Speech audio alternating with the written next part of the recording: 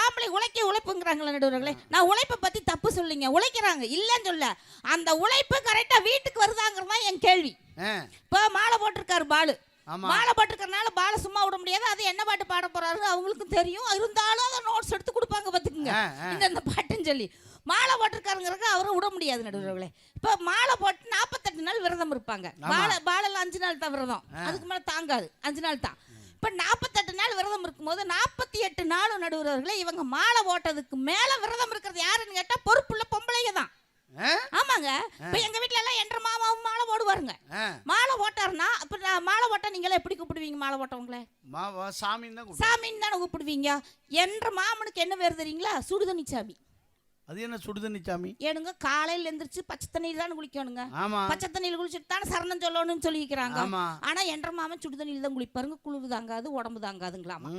இவரு 4:30 மணிக்கு குளிக்கிறக்கு நான் 3 மணிக்கு எந்திரிச்சு பச்சை தண்ணியில குளிச்சுட்டு இவருக்கு சுடுதண்ணி காய வச்சுங்க. இந்த சுடுதண்ணி கொண்டு போய் பாத்ரூம்ல ஊத்தி விட்டு அங்கிருந்து மாமாவை போய் எழுப்பணுங்க. எப்படி எழுப்பணும் தெரியுங்களா? மாமாவை போய் சாதாரணமா போய் மாமா சாமி எந்திரிங்கன்னு சொல்லிடக்கூடாது. ஏன்னா மாலை போட்டுருக்குது சாமின்னு தான் சொல்லணும். இருந்தாலும் மாமா விட முடியாது, மாமா சாமின்னு சொல்லக்கூடாதுங்க. நான் என்ன வேணும், தொட்டா தீட்டுக்கா ஒரு குச்சி எடுத்துட்டு போய் மாமாவை எழுப்புவேன். மாமா சாமி, மாமா சாமி, மாமா சாமி, மாமா சாமிம்பேன். மாமா சாமி எந்திரிச்சு உட்காந்துக்குவாரு. உட்கார்ந்தவரை சாமி தண்ணி எடுத்து வச்சுக்கணுங்க, எந்திரிச்சு போய் குளிங்க மாமா சாமி அப்படின்னு எந்திரிச்சு போவாருங்க. எப்படி போவாரு? அப்படியே எந்திரிச்சு அப்படியே போயிடுவாருங்க. ஒரு துண்டு எடுக்கணும், ஒரு உருள் எடுக்கணும்னாலும் தெரியாதுங்க, போயிடுவாருங்க. அங்க போய் நின்றுட்டு துண்டு எடுத்து கொடு அப்படின்னு பாருங்க. அப்படின்னு நான் இங்கிருந்து துண்டு எடுத்துட்டு போய் கொடுக்கணும். கையில தொட்டா தீட்டுங்க, அந்த குச்சியில துண்டு எடுத்துட்டு போய் மாமா சாமி இந்தாங்க துண்டு கொடுக்கணுங்க. கொடுத்ததுக்கு அப்புறம் அந்த துண்டை வாங்கி தொடச்சிட்டு வீட்டுக்குள்ள வருவாருங்க. வீட்டுக்குள்ள வர்ற மனுஷன் பிள்ளைங்க அப்பதான் 10:30 மணி வரைக்கும் படிச்சுட்டு படுத்து தூங்கிட்டு இருப்பாங்க. அந்த பிள்ளைகளை எழுப்பி சரணம் சொல்லணும், எழுப்பு அப்படின்ட்டு வருங்க. அந்த பிள்ளைகளையும் இப்படின்னு எந்திரிச்சு உட்காருங்க. உட்கார்ந்தோன்னே இவர் சொல்லுவாருங்க, சாமியே அப்படின்னா இதுக்கு 2 பாவம் தூக்க கலக்கத்தில் அப்படிம்பாங்க நடுவர்களே. இவங்க உழைப்பு எங்க இருக்கு பார்த்தீங்களா நடுவர்களே? பெண்கள் பொறுப்பா இருக்கிறனாலதான் 3:30 மணிக்கு எந்திரிச்சு பச்சை தண்ணியில குளிச்சுட்டு சுடுதண்ணி காய வச்சு தந்துகிட்டு இருக்கிறோம் நடுவர்களே. இன்னொரு விஷயம், நீங்க செல்போனை பத்தி ஒரு வார்த்தை கேட்டீங்க. உண்மையாவே எனக்கு கல்யாணம் ஆகும்போது நடுவர்களே எங்க அப்பா என்கிட்ட ஒரு வார்த்தை கேட்டார். என்ன கேட்டார் தெரியுங்களா? கல்யாணத்தை அப்போ நீ மாப்பிள்ளைக்கு நிறைய கண்டிஷன் போடுவீங்கமா தெரியும், உன்னோட கண்டிஷன் என்னன்னு சொல்லி நான் மாப்பிள்ளைக்கு அந்த கண்டிஷனை சொல்லிடுறேன்னு சொன்னார். நான் அப்பாட்ட சொன்னேன், அப்பா மாப்பிள்ளைக்கெல்லாம் எந்த கண்டிஷனும் இல்லை, மாப்பிள்ளையோட அம்மாவுக்கு தான் கண்டிஷன் இருக்குதுன்னு சொன்னேன். மாமியாருக்கு என்ன கண்டிஷன் உங்க மாமியாருக்குன்னு கேட்டாங்க. நான் சொன்னேன் அப்பாட்ட சொன்னேன், ஒன்றும் இல்லைப்பா, கல்யாணம் ஆனதுக்கப்புறம் நான் எங்கேயாவது வெளியூருக்கு ஏதாவது நிகழ்ச்சி இருக்குதுன்னு போகணும், இல்லை ஒரு ஷாப்பிங் போகணும், இந்த மாதிரிலாம் போகும்போது என்னோட குழந்தைய அவங்க நல்லா பார்த்துக்கிட்டா அவங்க குழந்தைய நான் நல்லா பார்த்துக்குவேன்னு சொன்னேன். இதுல ஏதாவது தப்பு இருக்குதுங்களா? என் குழந்தை யாரு? அவங்க பேரன். அவங்க குழந்தை யாரு? என் புருஷன். 2 பேர் குடும்பமும் நல்லா இருக்கும்னு பொறுப்போட சொல்றது யாருன்னா பெண்கள் நடுவர்களே. நிறைவான ஒரே ஒரு விஷயம் சொல்லிடுறேன் நடுவர்களே. கொரோனா காலம் முடிஞ்சு இப்ப நம்ம இந்த நிகழ்ச்சியில பேசிக்கிட்டு இருக்கிறோம். இந்த நிகழ்ச்சியில பேசும்போது இந்த கொரோனா காலத்தை மறக்க முடியாதுங்க. நம்ம இந்த கொரோனா காலத்துல நடுவர்களே நம்ம ஒரு 4 பேத்துக்கு நன்றி சொல்லணும். யார் அந்த 4 பேருன்னு கேட்டீங்கன்னா, நம்ம சொந்தம், நம்மளோட பந்தங்கள், நம்மளை காப்பாத்துறதுக்காக பாடுபட்ட மருத்துவர் குழுவுக்கும் செவிலியர் குழுவுக்கும் முதல் நன்றி சொல்லணும் நடுவர்களே.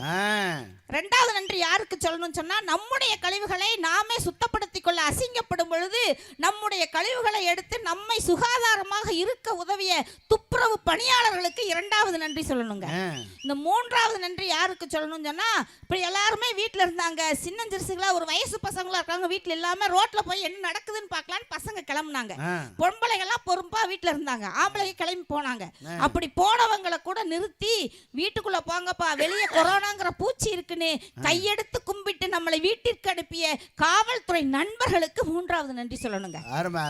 4வது நன்றி யாருக்கு சொல்லணும்னு சொன்னா, இந்த எல்லையை, இந்த கொள்ளையை காத்து நிற்பது நமது சக்தி மாரியம்மனும் விநாயகருமாக இருந்தாலும் கூட எல்லையை காத்து நிற்பவன் ராணுவ வீரனுங்க. இந்த ராணுவ வீரனுக்கு 4வது நன்றி சொல்லணுங்க. இப்போ நீங்கள் வாத்தியார், நினைவுபடுத்திக்கிறீங்க, நீங்கள் வாத்தியார், உங்களை பார்த்து யாராவது உங்கள் மனைவியை சொல்லணும்னா வாத்தியார் பொண்டாட்டி அப்படின்னு சொல்லிடுவாங்க. அது மாதிரி போலீஸ்காரர் கட்டிட்டா போலீஸ்கார அம்மா பொண்டாட்டின்னு கூட சொல்ல மாட்டாங்க, இப்படி சொல்லுவாங்க. அப்போ மிலிட்ரியில் வேலை செய்கிறவர் கட்டிட்டா மிலிட்ரிக்காரம்மா. அந்த அம்மாவுக்கு மிலிட்ரி பற்றியே ஒன்றும் தெரியாது. எங்கிட்ட ஒரு அக்கா இருக்குதுங்க, அந்த அக்கா வீட்டுக்காரரு மிலிட்ரியில் வேலை செய்கிறாருங்க, சுருக்கமாக சொல்கிறேன், அங்கே வேலை செய்கிறாருங்க. இந்த அக்கா என்ன பண்ணுங்க, ஒரு 10 மணிக்கு மேலே எங்ககிட்ட வந்து உட்காந்து பேசிக்கிட்டு இருக்கா. செல்போன்ல ஒரு மெசேஜ் வந்தோடனே பார்த்துட்டு உடனே தூங்குறேன்னு எந்திரிச்சு கிளம்பிருங்க. ஆஹா. என்னக்கா இப்படி மெசேஜ் வந்தா கிளம்புறேன்னு ஒரு 2-3 தடவை நான் பார்த்துட்டு கேட்டோன்னே அக்கா ஒரு விஷயம் சொல்லிச்சு. ஒன்றும் இல்லை, உங்க அண்ணன் வந்து ராணுவத்தில் வேலை செய்கிறாருல்ல, அந்த ராணுவத்தில் வேலை செஞ்சு வேலை நேரம் முடிஞ்சோடனே ரூமுக்கு போகிறதுக்கு முன்னால் ஏடிஎம்ல போய் ஒரு 100 ரூபா பணம் எடுங்கன்னு சொல்லியிருந்தேன். உங்க அண்ணன் 100 ரூபா பணம் எடுப்பாரு, எடுத்துட்டாருங்கிற மெசேஜ் எனக்கு வரும். அதை பார்த்துட்டு நான் நிம்மதியாக தூங்குவேனுச்சு. எனக்கு கொஞ்சம் மனசுக்கு கஷ்டம். என்னக்கா நீ ஒரு 1000 ரூபாய் எடுத்து ஒரு 10 நாள் செலவுக்கு வச்சுக்க சொல்லாமல, தினம் லைன்ல நின்று 100 ரூபா எடுக்க சொல்லிக்கிறேன், என்ன மனுஷி நீ அப்படின்னு அக்காவை திட்டணுன்னே அந்த அக்கா பொறுப்பா ஒரு வார்த்தை சொல்லிச்சுங்க.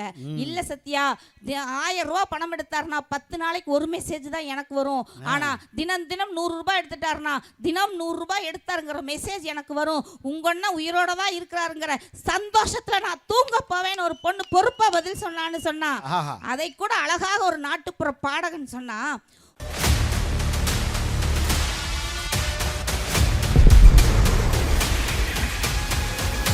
கிங் நாமக்கல் 24/7 மண்ணின் மனசாட்சி.